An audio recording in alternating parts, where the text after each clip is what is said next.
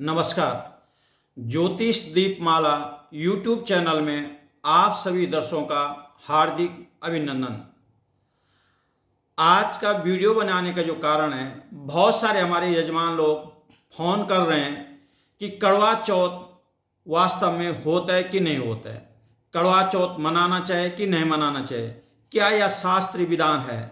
तो मैं अपने सभी दर्शकों को बता देता हूँ कि हमारी भारतीय संस्कृति में अलग अलग प्रांत, अलग अलग राज्य, अलग अलग भाषा, अलग अलग त्यौहार, उनका अपना अलग वर्णन है। बेसिकली जो आपका करवा चौथ का व्रत है वो आपका उत्तर प्रदेश, पंजाब, राजस्थान और हिमाचल में इसका विशेष महत्व है। तो चाहे आप उत्तराखंड में हो, चाहे आप हिमाचल में हो, चाहे आप महाराष्ट्र में हो, चाहे आप केरल में, अधिकांश हर एक इलाकों में करवा चौथ का व्रत हर एक नारी मनाने लग गए। लेकिन जो इसका मुख्य है पंजाब, उत्तर प्रदेश, राजस्थान और हिमाचल, इनमें ये करवा चौथ का विशेष महत्व है।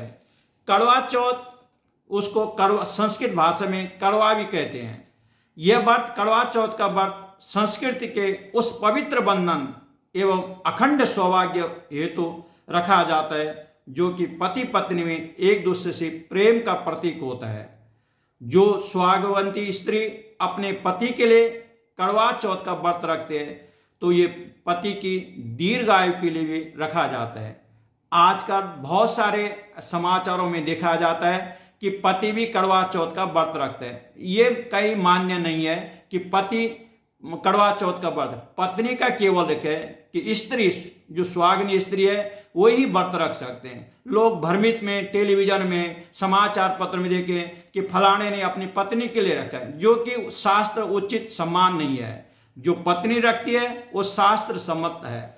और करवा चौथ जब चतुर्थी तिथि होती है, व्यापनी होती है, तभी इसका पारायण होता है। बोलते हैं कि कहाँ करवा चौथ, बहुत सारे कहते हैं कि ये तो पहले नहीं हुआ जी, आजकल इसमें टेलीविजन के माध्यम से करवा चौथ का ये वर्णन होता है। मैं अपने सभी दर्शकों को बता दूं, करवा चौथ का वर्णन वामन पुराण में इसमें भी मिलता है।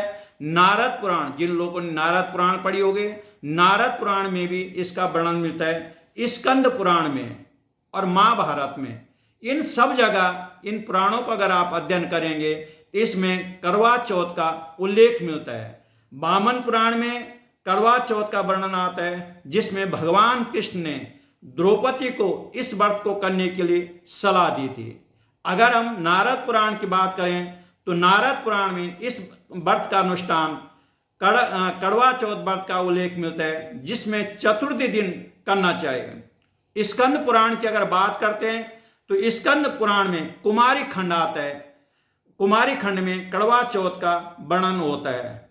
और अगर आप द्रौपदी और पांडवों की बात करें तो महाभारत काल में जब अर्जुन तपस्या के लिए चले गए थे तब भगवान कृष्ण ने द्रौपदी को मार्गदर्शन किया।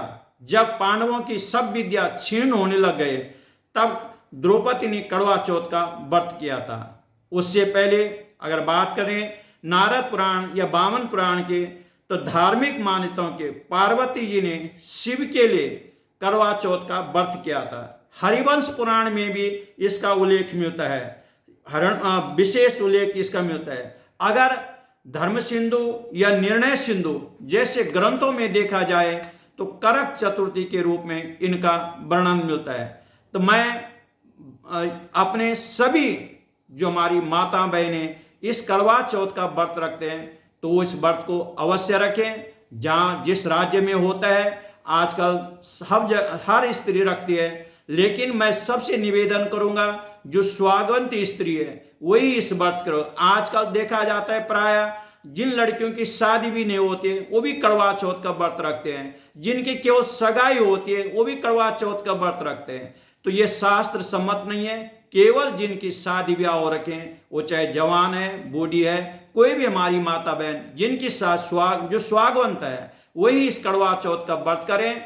और शाम के टाइम चंद्रमा जब दिखाई दे, चाहे वैसे तो चंद्रोदय फिक्स होता है पंचांगों में, अलग अलग जगह का अलग अलग होता है, लेकिन शाम के दफे जब चंद्रमा दिखाई दे तो चंद्रमा के दर्शन करके और अपने पति से जब व्रत खोलना है तो पानी अवश्य पिए, तभी इसका फल मिलता है। अन्यथा व्रत रखना बेकार है। आजकल बहुत सारे ये भी हमारे पे फोन आते हैं कि हम करवा चौथ का व्रत रहे हैं, ये हमको गिफ्ट दे दो। इसमें गिफ्ट का ये केवल प्रेम का प्रतीक है। जिसकी सामर्थ्य है वो अपनी पत्नी को सोने का, चांदी का या अन्य वस्त्र कुछ भी दे सकते हैं, लेकिन इसमें कोई बंदिश नहीं है कि मेरे को ये चीज देना तभी करवा चौथ का व्रत खुलेगा।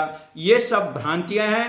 हाँ, जिनके पास जो सामर्थ्य है वो अपनी पति को प्रेम के प्रतीक के रूप में चाहे फूल भी दें, चाहे वस्त्र दें, चाहे हार दें, ये सब सुहागवंती के सुहाग का कारक माना जाता है। धन्यवाद।